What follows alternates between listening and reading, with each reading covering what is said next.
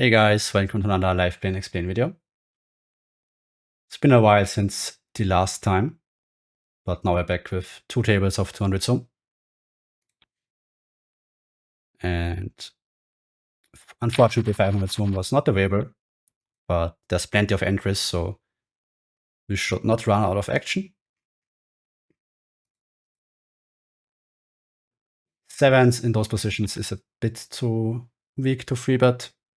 I mean, you could mix it in low frequency, but I personally would rather just 3-bet like the higher pairs more often instead of mixing in every pair. But of course you can also look at the RNG and be like, okay, I 3-bet pocket sevens, I don't know, 15-20% of the time, and then I also sometimes fold pocket nines.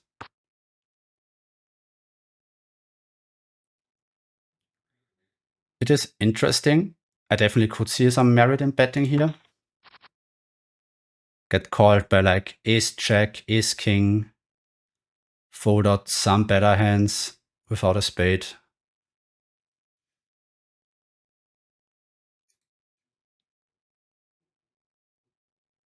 I don't hate it. I'm not sure. I think it's close because as I said, recreational, they're also quite passive, at least really often. So you could also just check your hand and go to showdown and expect your opponent to play somewhat face up. But I think if you bet turn and then maybe like check call river, that's actually a pretty cool line versus recreational players. Versus 2x, we could go for the flat or the 3-bet.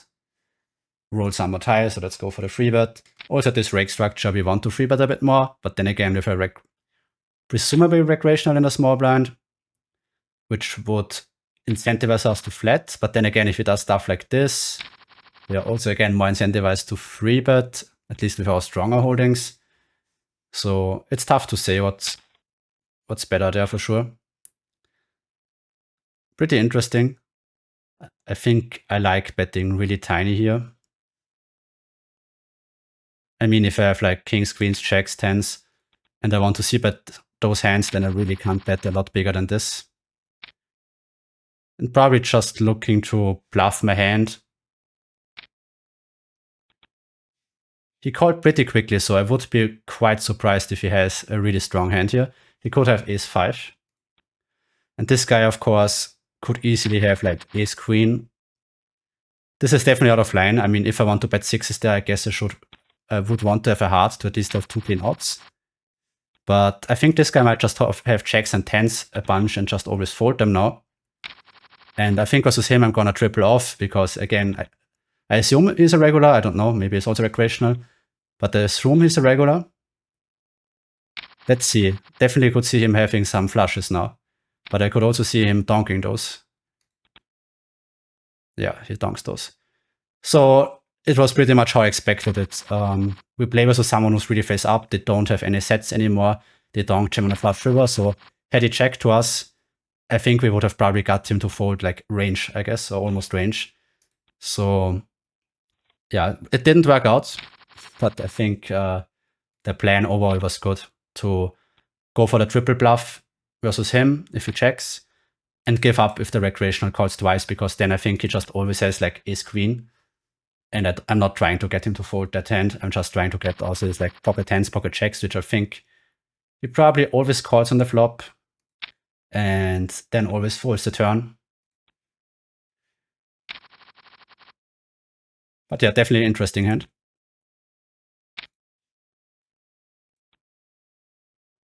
King, queen, you could also go for the check back. But when I'm playing versus a player where I'm unsure how aggressive he probes, and let's say because often recreational players are quite probe happy when you check back the flop. And I'm in a bit of a tough spot if he probes like 3/4 on the turn. It's like, in theory, you just fold, but then I don't want to fold versus recreational. He might probe too much. Or maybe he also probes a 6 or 4, which is also not great for my hand. So basically, I'm in a tough spot if I do face a probe. So I would rather avoid the spot and go for the c-bet. Of course, if I know the player and I know for sure that he is like over probing way too much garbage, then I could just check back and have the knowledge that I can just click call versus him, or maybe even raise on like a check or a 10 to try to get him to fold a 4 or a 6.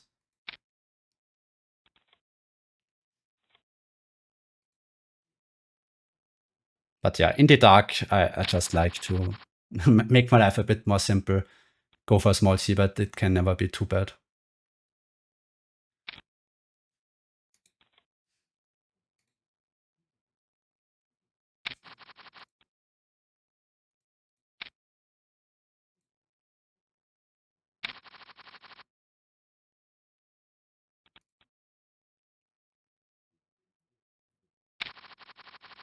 Facing a call from extremely likely to be a recreational player, but this is still a board that I'm expecting him to hit quite well. Of course, I have no info on him whatsoever, so I have no idea if he's like 60 VPIP or 30 VPIP, so. But he does check back. Also, the small blind probably doesn't have too many trash hands here, so. Range-wise, I really don't want to do a lot of betting here. I would mostly expect both players to be quite weak, though. So I think I'm gonna go for a small bet. Probably, yeah, probably 25. I don't think if I have like an overpair, I want to bet bigger than this. And we face the snap min raise, interesting. Okay, so my read was off here. So this guy apparently has the super nuts. I mean, he just has 10-8, I guess. But this guy was indeed weak, so we can note snap min raise versus block.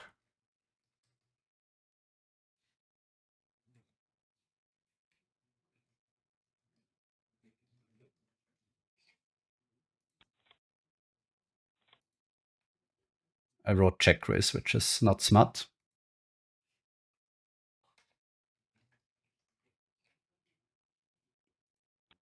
Get again called, and again, presumably by a recreational player. Without information, it's a bit tough what's better. If you're someone who really doesn't like stabbing, I would rather c-bet my hand myself. Because if he stabs, he's basically already saying it's a better hand than me, and I don't really want to put myself in a bluff catch spot. But overall, I just gain, like in the dark, I just gain more information by checking.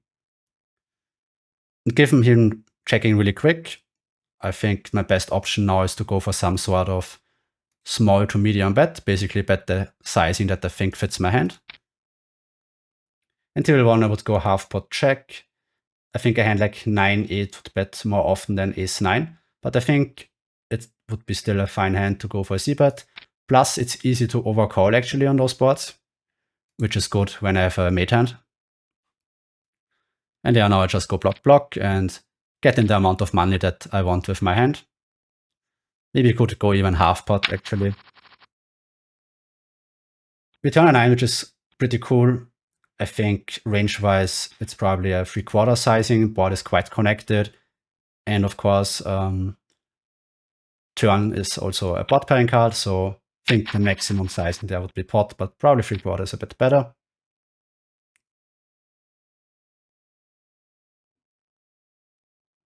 But yeah, I think it's actually easy to maybe overcall there with like, let's see, of ace-7 without a diamond. I think it's actually just a fold. I mean, might be talking out of my ass there, but I think from personal experience, it's just like those spots are really easy to over defend. Interesting, queen check gets there. I think I'm just gonna go 150 fold to a jam.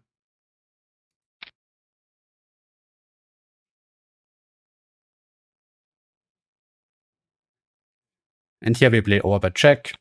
And I think 150 here is fine.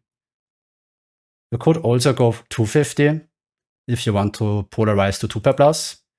But I think this is a board where I would expect my opponent to mostly c-bet with his like ace-king, ace-queen region.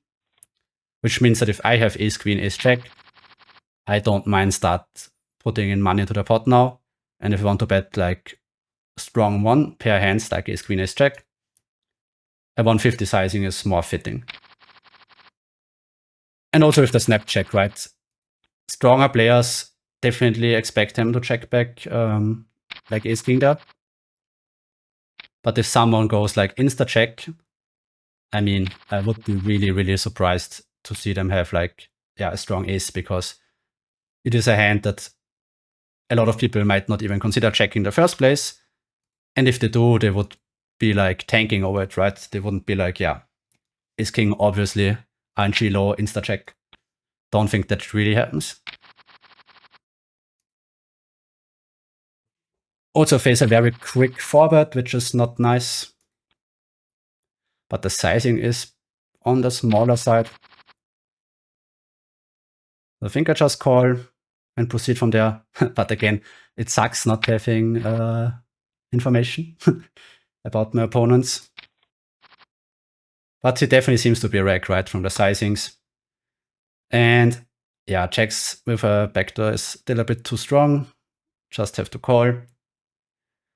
But yeah, not loving life, that's for sure. And table one, again, I go for a polarized probe. So I would again rather see bet the hand like 9-8 diamonds, but I roll pretty high and think again it's easy to actually over defend on those boards. So I don't really think I get to fold a lot of pairs versus the sizing. So I get to overfold on the flop on table 2, but once I call, I can't really now overfold turn again. So my folds are now still hands like, you know, ace, queen, and spades, in those sort of high card region, and I don't think a lot of pairs get to fold. Table 1, pot check now, and my hand has no business betting.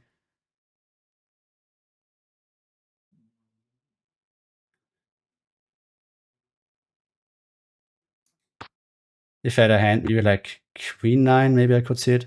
And here facing a check, I'm gonna check back and maybe sometimes lose to queens, but I would imagine if he has queens that he would likely value bet river again. So I think I should mostly win. Let's go.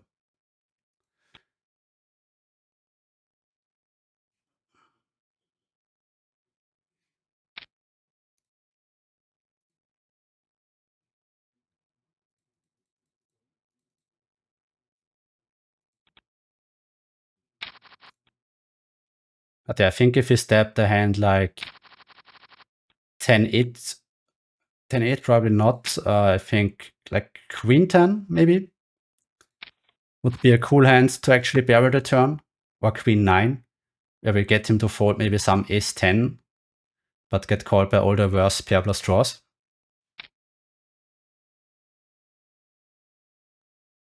Or if you have like 10-8 in hearts, I think those would be pretty nice barrels. Always calling table 2. Table 1, small bet check. With like, yeah, medium to high-ish frequency still. Could put in some amount of donks, but versus small bet, I'm not really playing them, at least right now. If he would have gone for 3/4 sizing, I would definitely go for range donk here.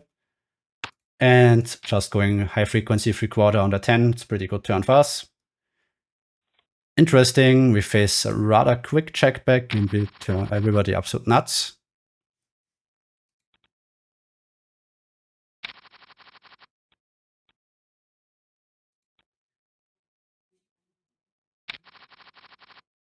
Could see a lot of different ways to play this hand, but I don't mind putting it into the check raise this time. I'm often a bit afraid to go for a block with those hands versus unknown players when I'm not sure if they will like raise thin enough. That's of course like the bad outcome that he has like a 4. But it's fine. I mean, that's of course the downside of checking. Can't be upset only.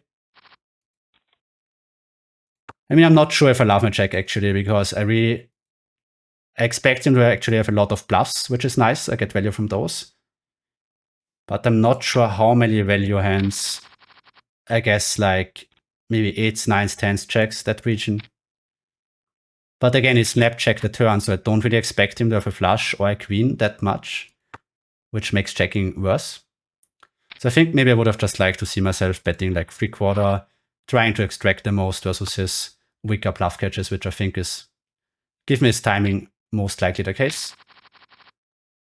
Facing the orbit here, easy fold, board is really connected, so I have a lot of pair plus draws. Definitely don't need to continue here with ace 3, I don't need to get fancy.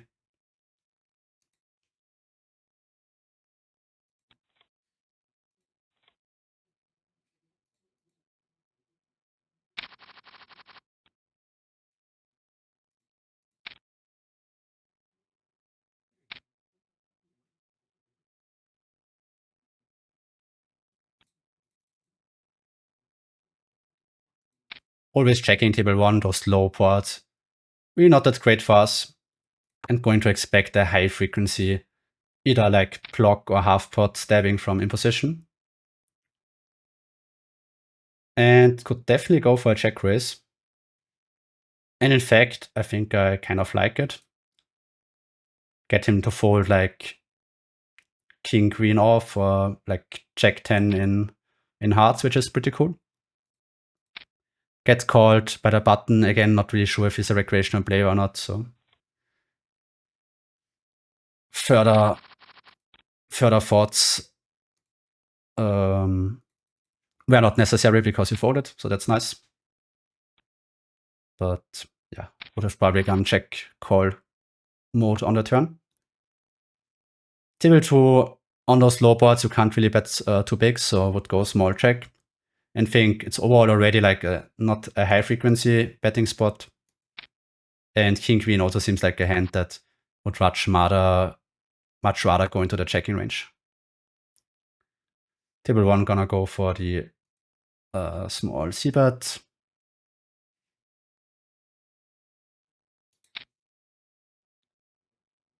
And table 2 I would go for a small delay sizing to value bet my ace high region. But king queen is pretty clear check, I think.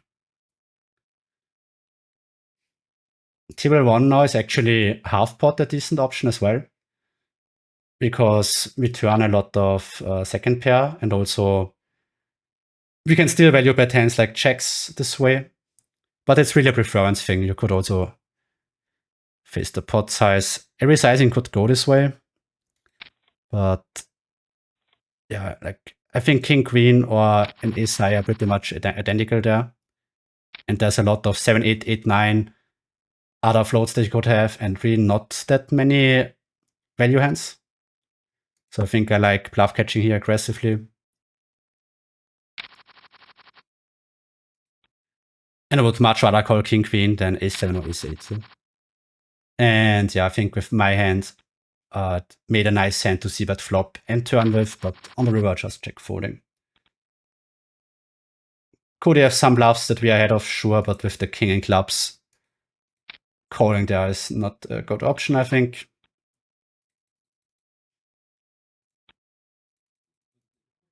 Yeah, you could also just definitely go for a big bet on a turn. Just depends what you want to value bet, really. The easier strategy is probably to just go ahead and bet 3/4. Then you also don't need to worry like having a split on the river. But yeah, I personally like it, and I think half pot there puts a lot of hands in my opponent that my opponent has under pressure. And I like having a higher betting volume, and instead of going bluff catch mode with pocket checks, I would rather bet it myself, basically. Getting called by recreational. I don't mind just going for the small c-bet. Could maybe also go even smaller, but then I might maybe trigger like the recreational. So this is going to be way too big for my hand in theory. Yeah, I mean, again, I think it's probably really a bit too greedy to go 3/4 there.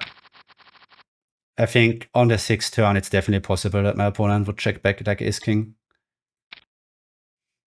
And there's not that many hands that definitely call a 3/4 bet that are worse, like ace-10, of course, but ace-10 might also quite often bet the turn.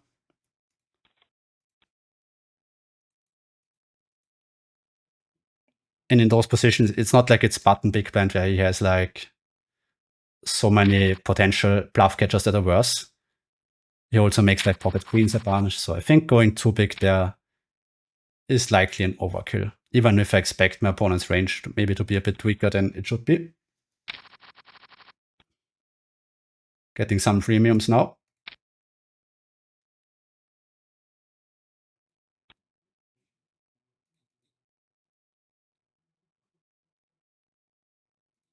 Big bet check, table 1. Ace-king, definitely the hand that always wants to bet. This is basically why we play a big bet strategy. It's designed around those sort of holdings. And table 2 half pot check and mostly gonna go for the c-bet. Could also occasionally check. But I think especially if I'm blocking like older backdoor stuff, always overbetting turn and then going for check back on the river. Actually, I think this is like in theory even a bit too big. You should actually size a bit smaller, but not the biggest deal. On a check, we just have a really high betting frequency, so gonna keep barreling.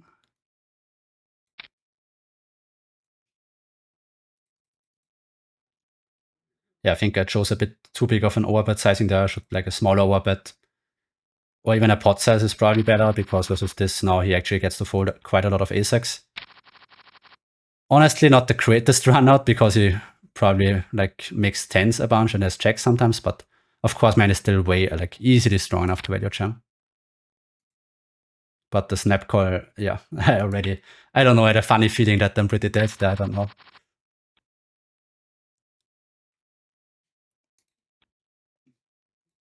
But yeah, basically like every check, I guess, is good enough to go. King check, and those lower, like at those lower stakes, being a bit more aggressive, rebetting a bit wider might not be too bad. And it's like sometimes in it anyway if you play polarized strategy. Yeah, don't mind just going for the small c-bet and see where it goes. Potentially bluff catching, although 9 in clubs really not that great, but might still go for the bluff catch.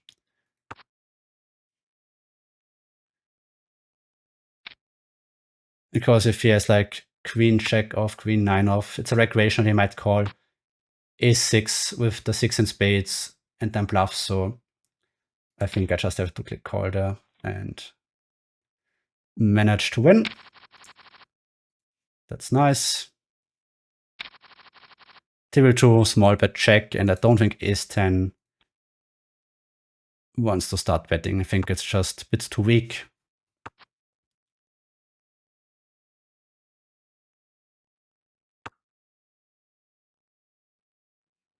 Expecting to have the best hand most of the time, but I think multi-way too thin.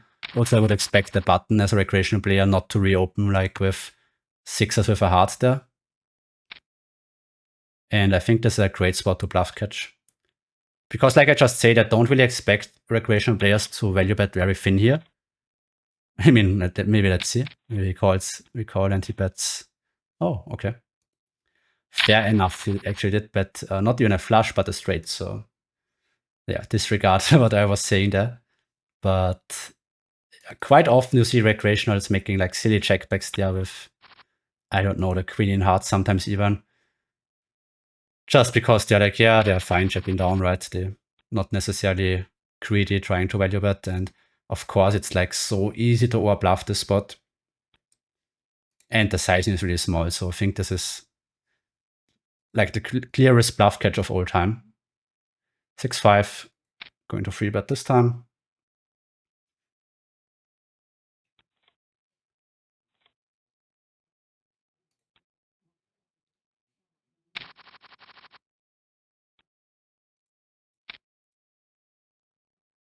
Actually, I don't think King 3 is a good open with a recreational behind. The reason of that is because, like, where does the V from a hand like King 3 come from? It strictly tries to get folds, right? Because of the king blocker. If you get called, it's like a pretty trashy hand, right? It's not great. And you're out of position and get called with King 3. So that's definitely not a spot that you want to get into. So if you expect that we have a recreational player on our left who is likely calling more often than he should, leading to us getting post-flop more often than we want to, we make less money with a hand like King 3, which just wants to get folds. So you could ask yourself, shouldn't we make more money if we play versus a recreational? Yes, that's true. But that doesn't mean that we get to auto-print with any hand. Because hand like King 3 suffers, but if we have a good hand, doesn't even need to be ace, let's say just King Queen, and he calls us with King 8 offsuit, that's not too bad.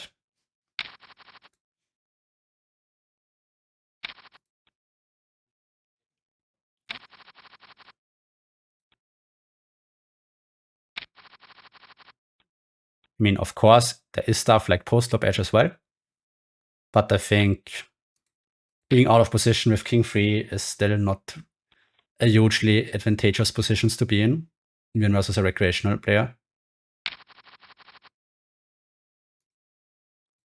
Going to 3-bet the 6-5 suited.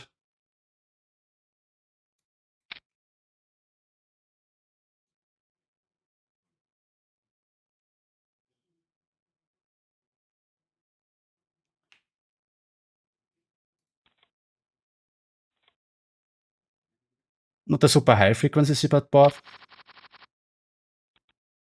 but rolls somewhat high, and I definitely think that hand can get in.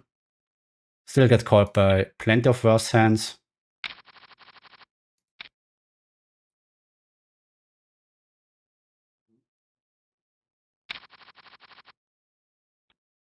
Wonder if I would rather want to bet 5-6 with a spade or without. I would imagine actually I would rather want to have the spades, just because I want to build a bigger pot with a stronger hand.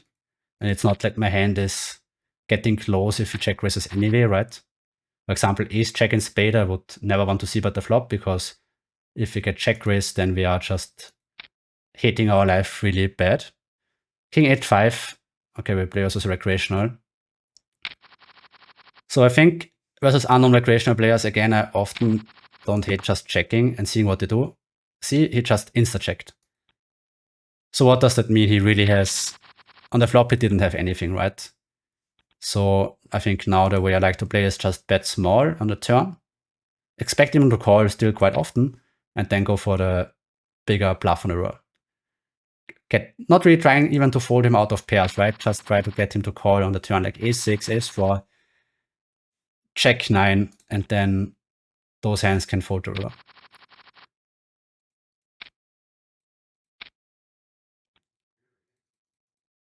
And of course, you could also just c-bet the flop with queen 10, but we saw that this player just gave away massive timing tells, right?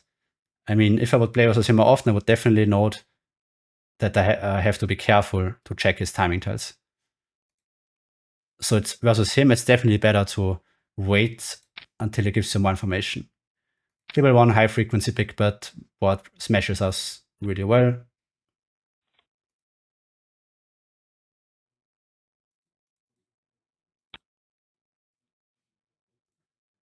I think in those positions, like under the gun and hijack, it's easy to actually play too passive on those boards.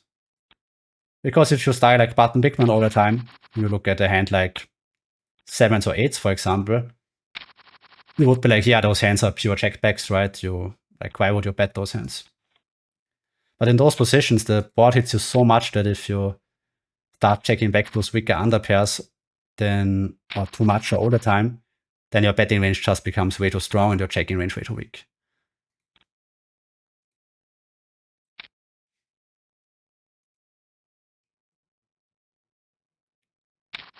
Great board for us on table 2. And super surprisingly facing a raise. I think he should raise there maybe even 0% of the time.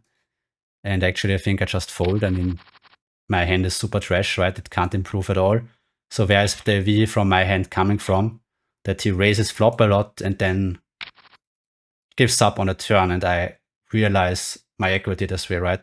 So if I would expect him to raise, to just be like super spewy and raise, let's say, a lot of naked 10x, like 10-5 suited, king 3 suited on the flop, and then give those hands up on the turn, a decent bunch, then I would start to be like, okay, versus that player, I can call a hand like this, but otherwise, you should definitely just fold because your hand has like no improvability at all.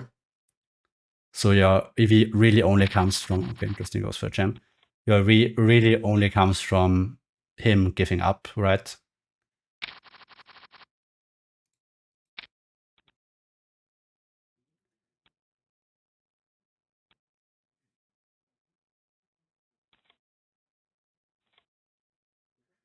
I think 3 deuce is likely actually a fold there versus token 3.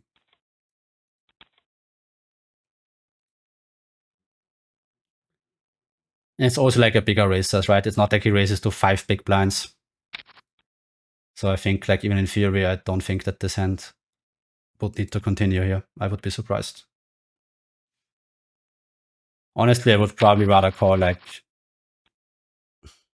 I don't know, maybe I would rather call eights than ace deuce, although I would also likely fold that hand as well.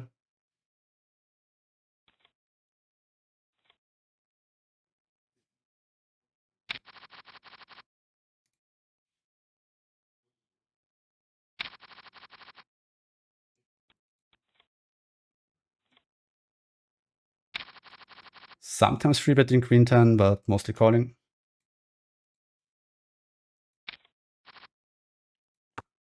And without a heart, even versus a small bet, we just have to fold.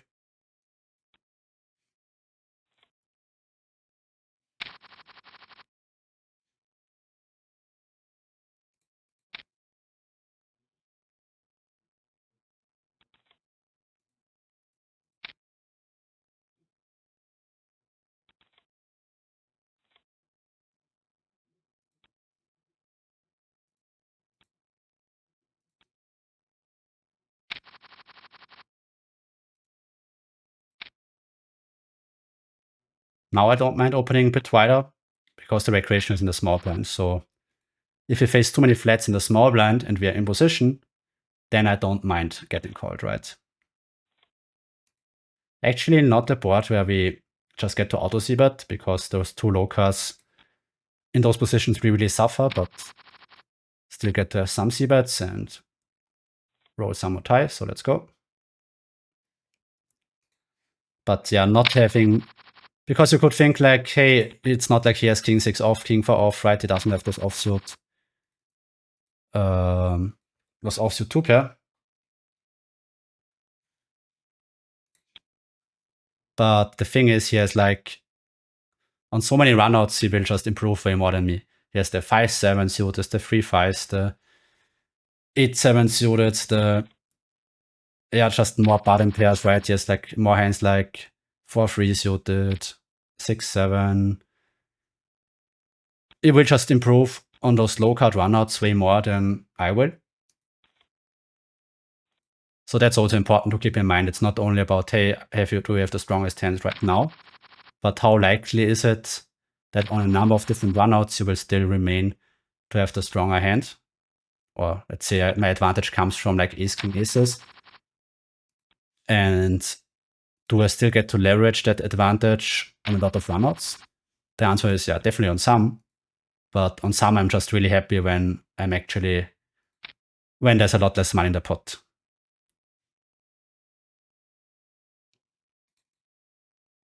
Not sure if this is a recreational or a short stack regular.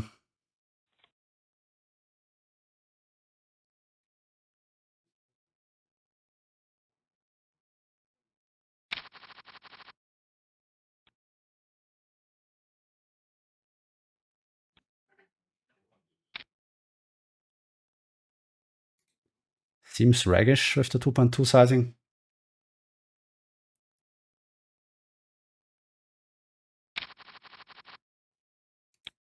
If this was button cutoff, it's extremely low c-bet frequency board in those positions. And also with the rake structure, you should fold. I mean, you shouldn't even open deuces fours really that much to begin with. So I think it's actually starts to get a really good board for us. And also ace queen with the ace and diamond seems like a great hand to start putting in money into the pot.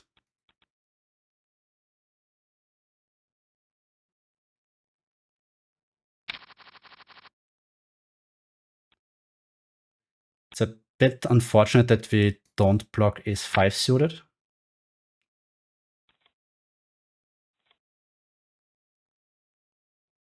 Also roll super low. Yeah, I guess I'm gonna go for the check back this time. Would rather bet. I mean, with the ace and diamonds, we still block lots of continuous, so because he doesn't have offsuit. He has some offsuit ace X, but that's like ace king, which probably also doesn't fold the turn. So ace and diamonds is still strictly good. So it's definitely a hand that could barrel on the turn. Let's say at ace queen with the queen in diamonds. I think with that one, I would much rather check the turn. Like that one, I would probably just pure check. While this one, I think I would still like to bet somewhat aggressive. I think table 2 without a diamond, I just fold. But yeah, I mean, if you just always auto barrel anything that looks somewhat pretty, you're definitely massively overdoing it. So yeah, I had a super low RNG and decided to check back this time. But I think it would definitely still be fine. Like I said, having ace in diamonds or ace in clubs is pretty nice there. And I think queen in diamonds would be a negative because let's say the hand a queen check diamond diamond. It's a hand that can call the flop and that would actually have to fold the turn.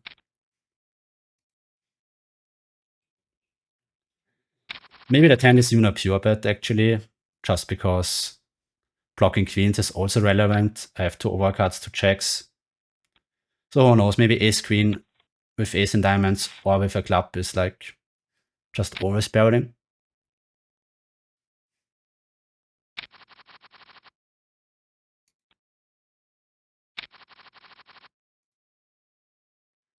I'm not sure.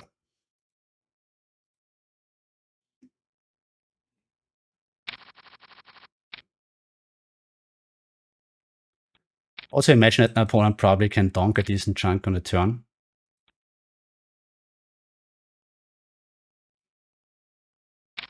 Not that he has like infinite more strong hands than me, it's more like gonna open a bit wider there with the recreational big blind.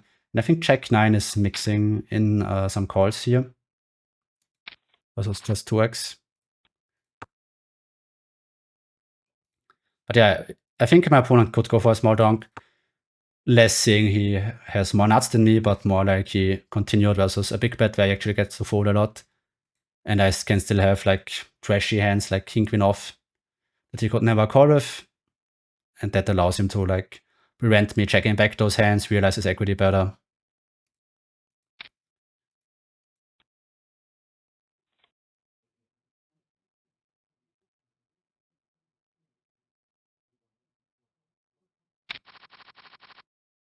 And on a club, maybe he even gets to dunk a bit more. I'm not sure about that, but would make some sense intuitively to me because now he really doesn't have like any trash hands, right? Let's say the turn is the 5 in hearts. His weakest hand might be a hand like ace jack in clubs, right? But now even that hand is strong, so you really can't have any hand that is super bad anymore.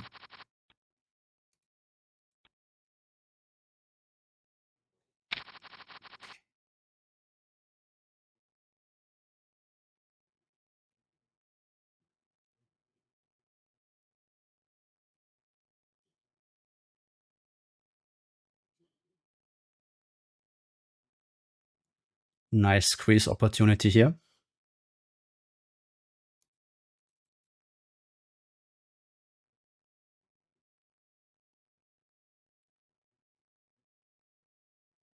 And if the reg folds and the recreational back jams, I guess I would just call it off and expect him to have a pocket pair a decent amount. And like with this price, I don't think you could fold anymore. It's interesting that he calls, because he has to be quite afraid, in my opinion, that this Habari guy back jams and then I could rejam and he probably has a lot of hands. Like, what do you do then with like, I don't know, ace queen suited, pocket nines, pocket tens? Again, on those multiway spots, I just sized down even more than usual. And yeah, I think this 15% sizing is probably decent.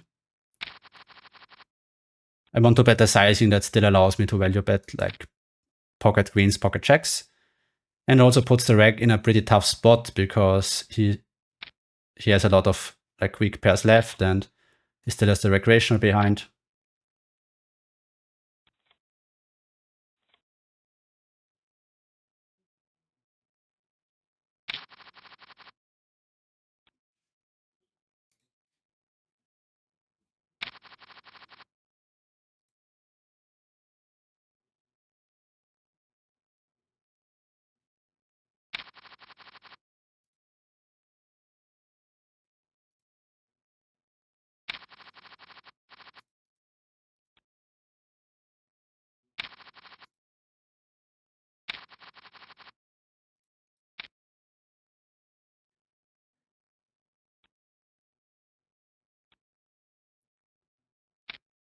Video going on for 40 minutes now, so might play a few more hands and then call it a day.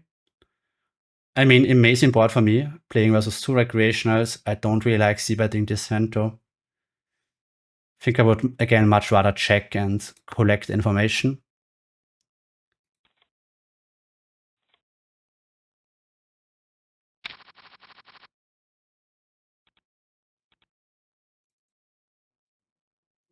So, I mean, you could go ahead and also maybe put this hand in your check back range, but I think I just like being really aggressive here. I would imagine I get a lot of better ace-x to fold. Due to mix of bet and check.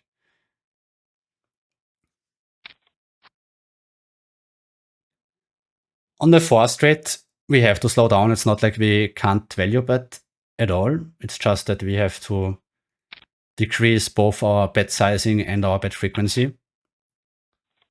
So I think I would like a half pot or check, or also block or check. Both of those are good. But either way, my hand, I think, always wants to check.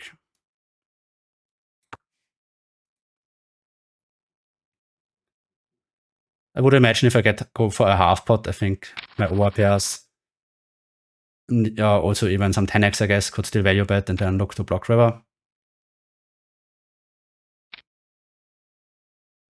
And I think a 9 with no redraw versus a big sizing. And also having the queen in hearts, I think I can fold.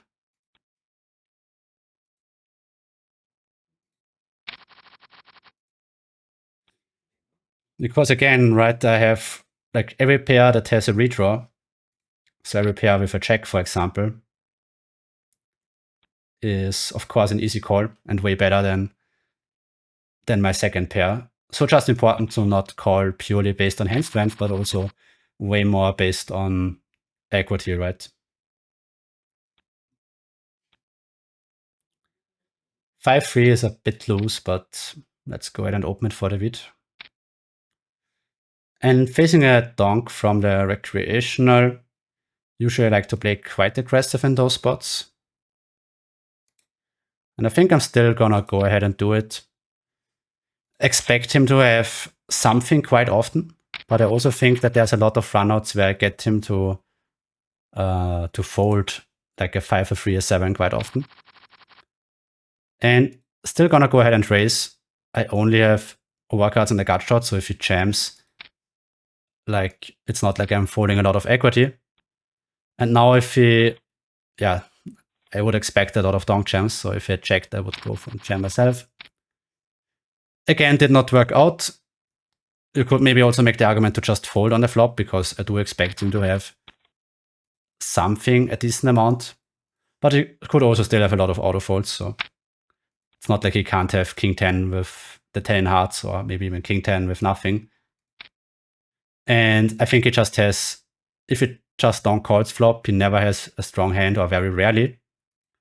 So I think if the river was like, I don't know, anything that didn't improve him, like let's say the king in hearts or something, like a king or something, then I think I just have a lot of fold equity.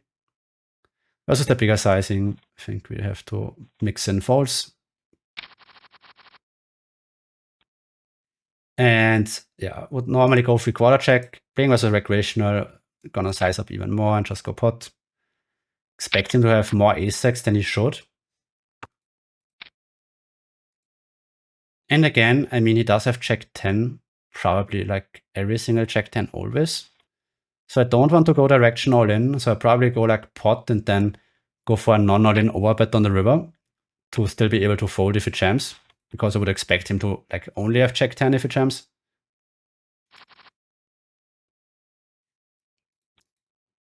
All right, 45 minutes going on. Not the most successful so far in terms of hands that we won, but I think a lot of interesting spots versus recreationals and multiway. Hope you found it interesting. Also make sure to comment if you would have played some hands completely differently. Always curious to hear your opinion. All right, guys, that's it for this video. Make sure to follow the channel, leave a like and subscribe, and see you in the next one.